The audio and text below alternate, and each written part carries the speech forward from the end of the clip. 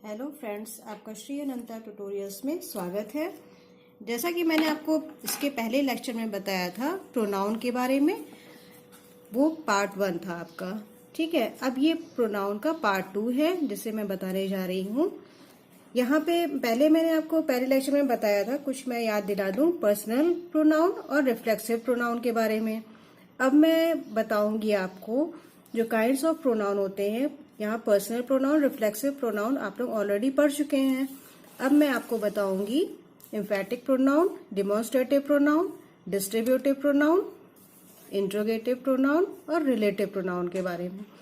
तो चलिए स्टार्ट करते हैं। आज हम लोग पहले एम्फैटिक प्रोनाउन के बारे में, एम्फैटिक प्रोनाउन किसे कहते हैं और उसके एग्जाम्पल्स। तो ये एम्फैटिक प्रोनाउन जो होता है वो बिल्कुल रिलेटेड होता है किससे, रिफ्लेक्सिव प्रोनाउन से। इससे बच्चे जो होते हैं वो कंफ्यूज हो जाते हैं। स्टूडेंट्स में कंफ्यूजन यही रहती है कि रिफ्लेक्सिव प्रोनाउन और एम्फैटिक प्रोनाउन में क्या डिफरेंस है। तो इसलिए हम लोग को एम्फैटिक प्रोनाउन पढ़ना जरूरी है। अब एम्फैटिक प्रोनाउन का आप डेफिनेशन पहले लिखेंगे कि एम्फैटिक प्रोनाउन कहते किसे हैं। इसका प्रयोग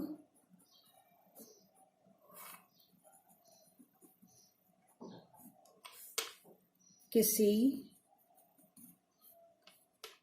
बात पर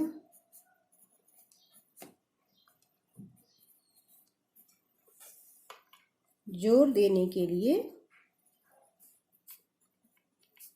किया जाता है। ठीक है, जब किसी बात पर, किसी की बात पर आप जोर देंगे तो वहां पे एम्फैटिक प्रोनाउन होगा। इसका आप एग्जाम्पल देखिए। I hurt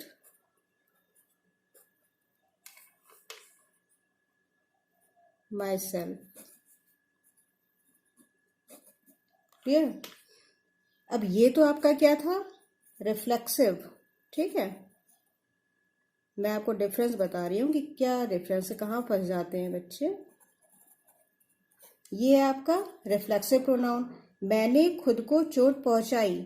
लेकिन आप जब एम्फैटिक प्रोनाउन देखेंगे तो वहां पर क्या होगा,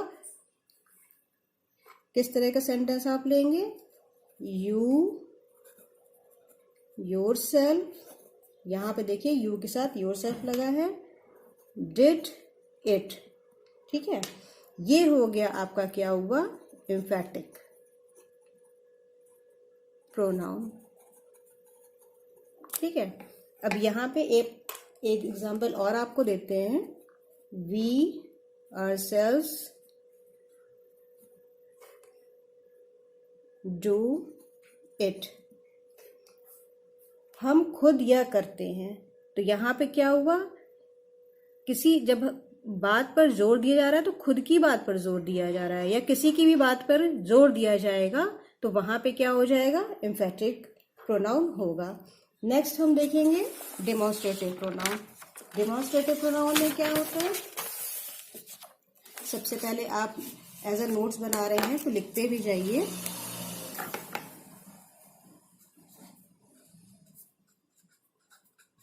डेमोन्स्ट्रेटिव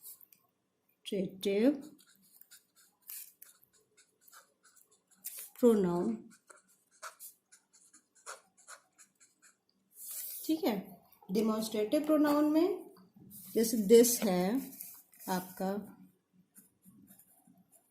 दैट, दीज, दोज।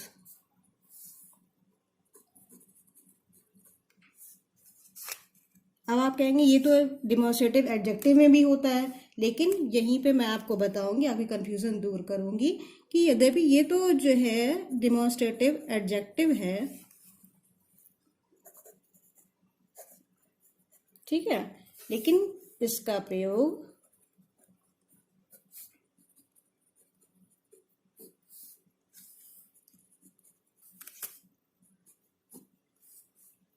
संज्ञा, ठीक है, नाउन की तरह, नाउन के स्थान पे, सॉरी, के स्थान पर किया जाता है। तो क्या हो जाता है, तो वे हो जाते हैं डेमोन्स्ट्रेटिव प्रोनाउन। ठीक है, अब क्लियर हुआ? इसका आप एग्जाम्पल देखिए।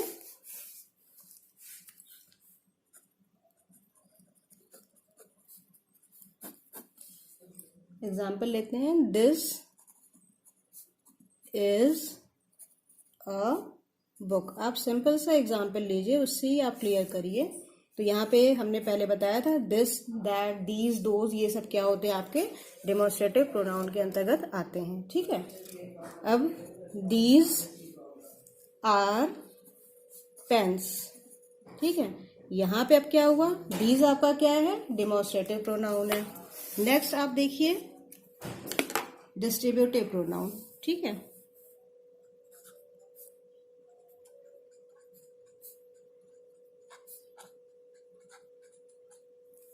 Distributive pronoun.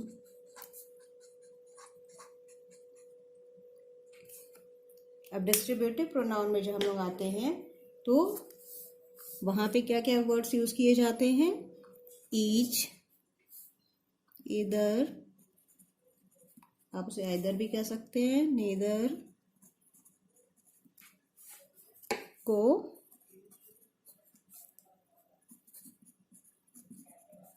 डिस्ट्रीब्यूटिव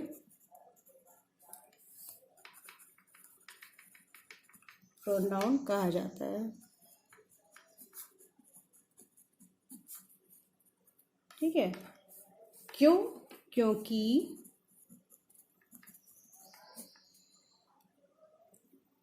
वे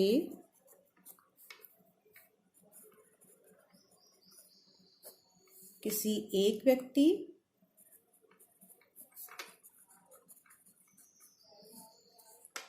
या एक वस्तु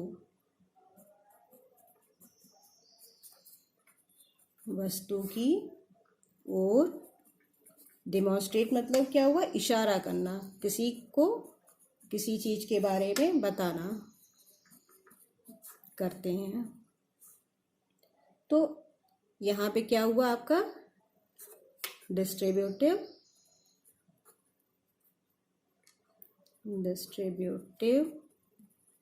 प्रोनाउन। ठीक है, अब इसका भी हम एक एग्जांपल लेते हैं, फिर आपको क्लियर और हो जाएगा।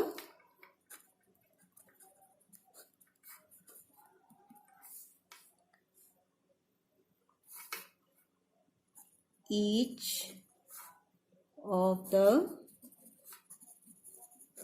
boys gets a prize। ठीक है, अब यहाँ पे ईच में बहुत सारों की बात नहीं हो रही है, किसकी बात हो रही है, एक लड़के की बात हो रही है, वन बॉय की बात हो रही है। ठीक है, तो आपको क्लियर हुआ यहाँ पे क्या कहा जा रहा है। अब यहाँ पे कहा जा रहा है एक के बारे में, पहले हमने आपको बताया ना कि एक वस्तु की ओर ये बताता है, इशारा करता है, तो वहां पे होता है डिस्ट्रीब्यूटिव प्रोनाउन। अब आप नेक्स्ट देखेंगे इंट्रोगेटिव प्रोनाउन। इंट्रोगेटिव प्रोनाउन में क्या होगा, पहले आप लिख लीजिए, INTE, इंट्रोगेटिव प्रोनाउन। अब यहाँ पे हम इंट्रोगेटिव प्रोनाउन में देखेंगे, इंट्रोगेटिव मतलब आपको समझ में खुद भी आ रहा होगा, प्रश्नवाचक। तो यहाँ पे क्या हुआ, जब शब्द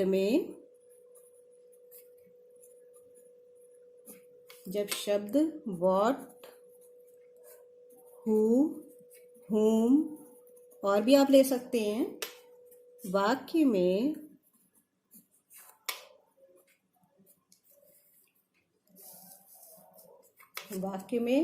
प्रश्न पूछने का कार्य करते हैं और उन नाउन्स के लिए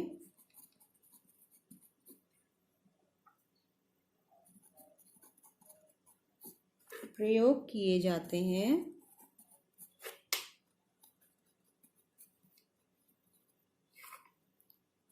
जो कि इन शब्दों से प्रश्न पूछने के परिणाम स्वरूप होते हैं। ठीक है, जहाँ पे आपको सीधे से आप ये समझ सकते हैं कि जहाँ पे आपको क्वेश्चन पुट अप किया जाता है तो वो हो जाता है इंट्रोगेटिव। ठीक है, इंट्रोगेटिव प्रोनाउन। अब यहाँ पे आप एक एग्जाम्पल भी देख सकते हैं जिससे आपको और क्लियर हो जाएगा। एग्जाम्पल लीजिए। अब बोला जाता है ना, व्हाट इज दिस।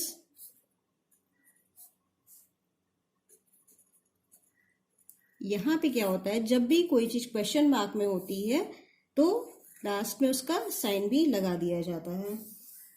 एक और आप एग्जांपल ले लीजिए। Who wrote this book. ठीक है, यहाँ पे मैंने क्वेश्चन मार्क लगा दिया। यहाँ पे आपका क्या है, इंट्रोगेटिव हु है। क्लियर। अब आइए रिलेटिव प्रोनाउन पे।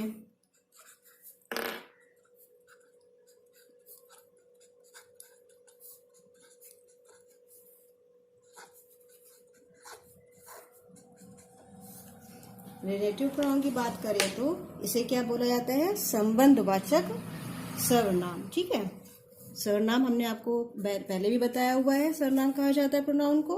अब यहाँ पे आप संबंधवाचक सर्वनाम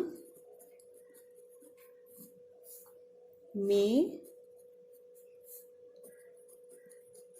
सामान्यतः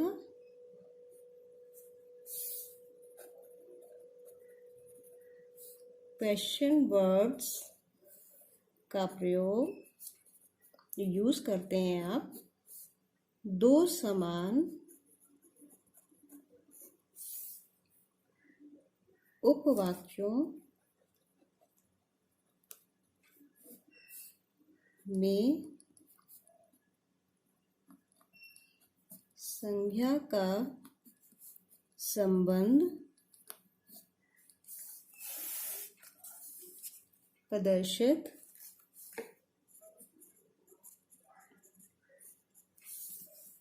करने के लिए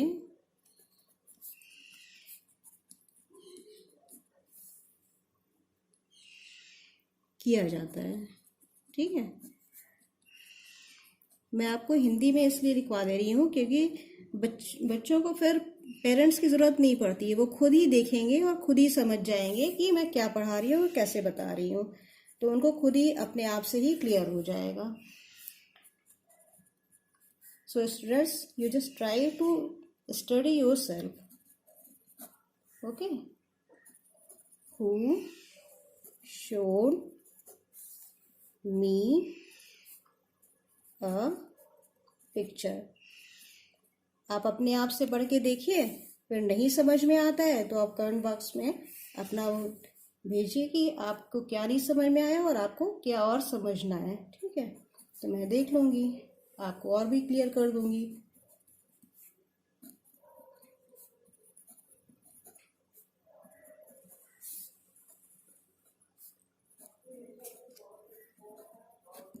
अब यहाँ पे जो मैंने एग्जाम्पल लिखा है, this is the boy who showed me a picture. Next क्या है, I got the pen which was lost yesterday. ठीक है, सो स्टूडेंट्स, मैं समझ रही हूँ कि यहाँ तक आपको अब इजीली समझ में आ गया होगा। अब मिलते हैं हम नेक्स्ट लेक्चर में, तब तक के लिए बाय।